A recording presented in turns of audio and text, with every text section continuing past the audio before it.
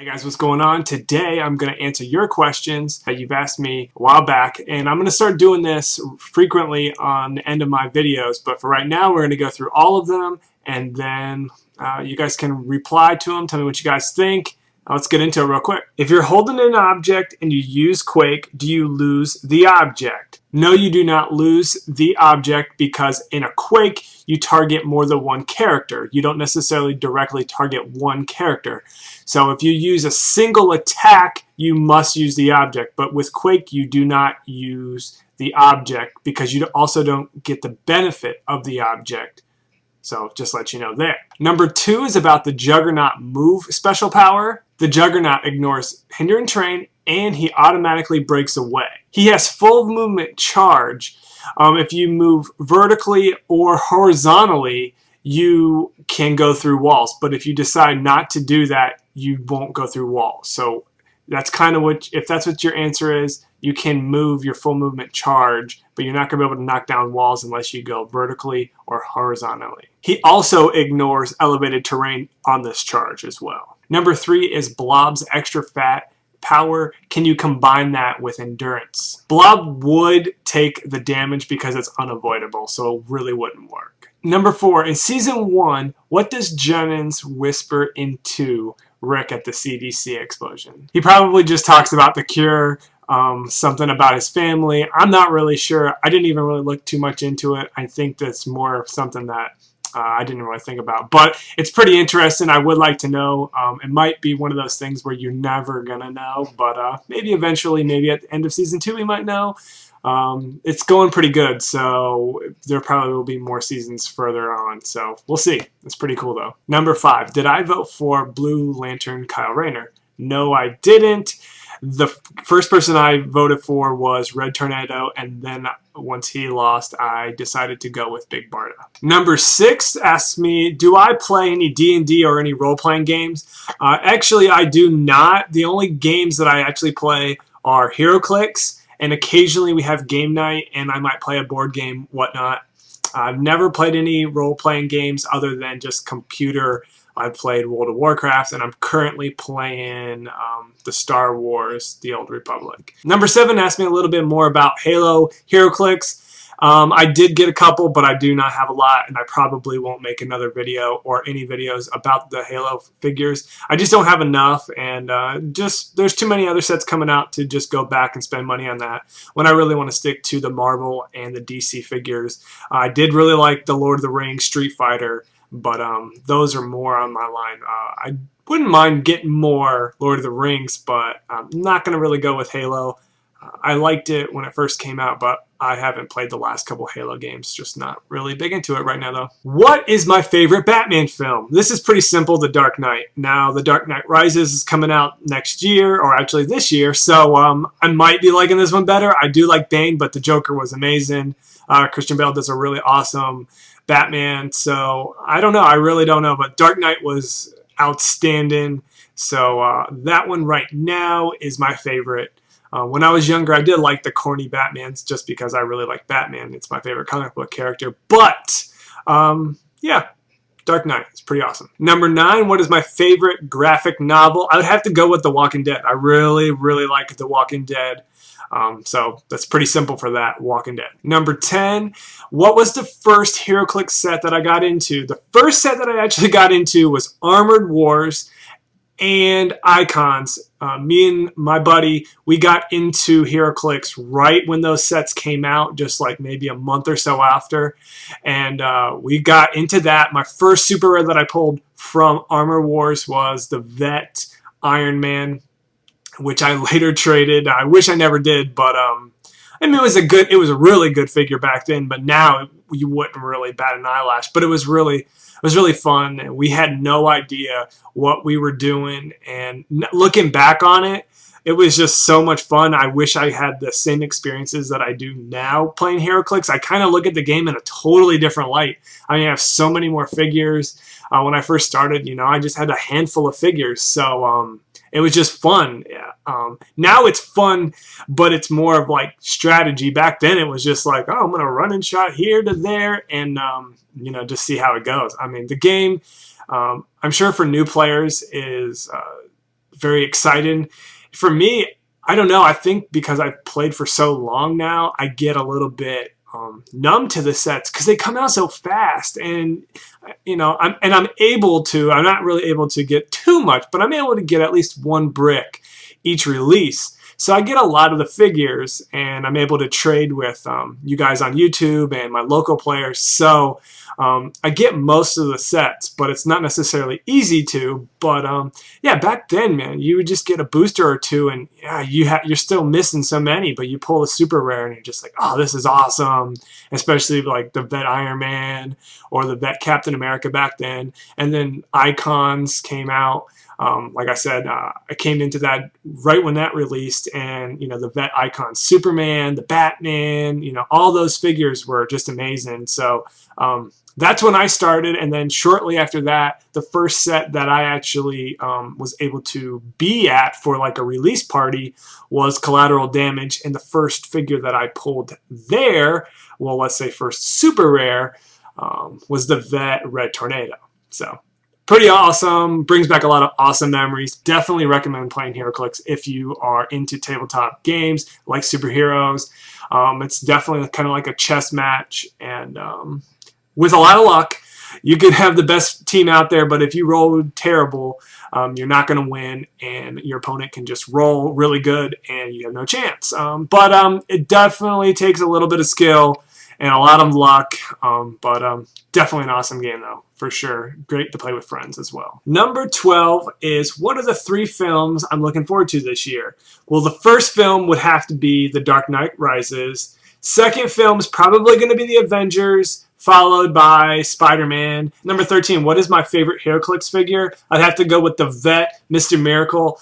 I just love that figure. He's got really good attack powers, defense, and damage, as well as really nice stats. I think he starts off with a 10 attack, 19 defense, and outwit. I mean, he's just got everything that you can possibly imagine. I was able to feed him up a couple times in a couple games where I was able to get him over 200 points. And he was able to take out Ares, the original one with the Mystics, just because I get the feats where if you attack him and you miss, you put a token on you and all these other things. So it was just awesome. I just loved that figure. I do like the remake, which is the Duo figure. I believe Out of the Brave and the Bold. That's another awesome figure. I just like the way he is. It's just like impossible to hit. That's what I like to be. That's how I like to play. I don't want to be hit. If you can't hit me, you can't damage me, and I have a good chance of winning.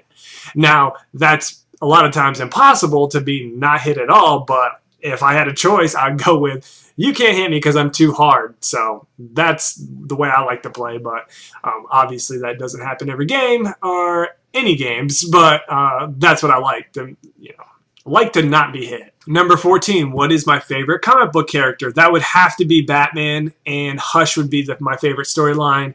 If I had number 2, I'd have to go with Rocket Raccoon for Marvel. I just really like him. I don't know. Like, my wife hates raccoons, but I find the cartoon version of Rocket Raccoon awesome. So I definitely recommend that if you like that. I like the Cosmic line in Marvel. Number 15 is a pretty interesting one. Someone asked me, if Century Productions was a girl, would I find him cute? Now, this guy, these are out of control. We're not going to answer these questions. I think Boxing Type X probably gave me that answer. So now for Boxing Type X, now let's go 16. 16, have you read the Last Man series? Now, I've read the first 3 trades. That's about it. And my favorite character probably would be the main guy or the monkey, but I can't even remember the names of them right now. But it was pretty good. I'd need to buy the rest of them, but I just got carried away with some of the new comics since I actually didn't start reading that book until later on. Number 17, on a normal Heroclix set, how much do I purchase? I normally just get a brick and then trade for the rest. That's what I did with Hulk, and I actually ended up with all of the super rares but A-Bomb. So I think I did pretty good. That's with trade-in, and I also ended up pulling 2 of the Hulked Out Heroes. That's a brick and some of the sealed. So I normally will do that. I will do a brick, and then I will buy for sealed. So that's usually about 15 boosters for a set, but originally from the get-go I'll buy a brick and then we'll see from there. Number 18, what is my PSN number for PlayStation? That is Lookin' Busted Ram. Now I don't get on there very much, but if you ever do get on PlayStation and if you want to find me, type in Lookin' Busted Ram. I cannot answer why I chose that name, but I did, and my little icon's a little like a monkey with spinning a little top, so just something goofy, and you know, that's really what it is. Number 19, how did I start collecting? Well, when I was young I started collecting Pokemon cards. That was way back. I can't even tell you when that was, but that was back when Pokemon first came out. Started playing on the Game Boy, me and a couple friends, and after that I stopped collecting at all. I stopped collecting at all until I was about 18, 19, and I had a friend that got me into Magic the Gathering, played that probably for about 6 months, and then we transferred into playing Heroclix, and I haven't stopped. Number 20, do I watch Grimm? I do not. I don't watch Grimm. Is it good? Tell me. I don't know. Number 21, are there any oversized figures that I would like to be made? If I had to guess, I would say the Batmobile. They did talk about making a Batmobile, but as of right now, they do not have a Batmobile, and that would be pretty awesome if they did. Number 22, what is the best figure for a Bizarro match? Other than having a Bizarro himself, I would say this Maelstrom is a really good figure to play on a Bizarro dial, because he starts off with really kind of underwhelming stats, but when he's on his last 3 clicks, he's beastly. So I'd have to say Maelstrom. And his special power, though, would kind of really be odd because you wouldn't want to kill yourself. So minus that, but his original stats on top are amazing. So Maelstrom's nasty, but Bizarro is the perfect Bizarro figure. All-star Bizarro. Number 25, what is my favorite DC villain? That would have to be Harley Quinn, followed closely by the Joker. What was the first modern age super rare that I ever pulled? That would be Ares from the Avengers, that if you want to say with the figures with the cards, or if you want to go with modern age for right now, I would say Annihilus from Secret Invasion. What is the best modern age figure out today? Now this is a really touchy subject, and this is subjective, but this is my list. Supergirl.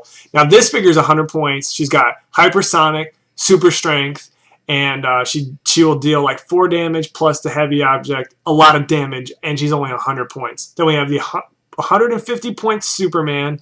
At 300 he's nasty, but at 150 you can play 2 of them, and disgusting. Hypersonic, super strength, impervious, 5 damage, outwit. I mean, and nasty, nasty, nasty.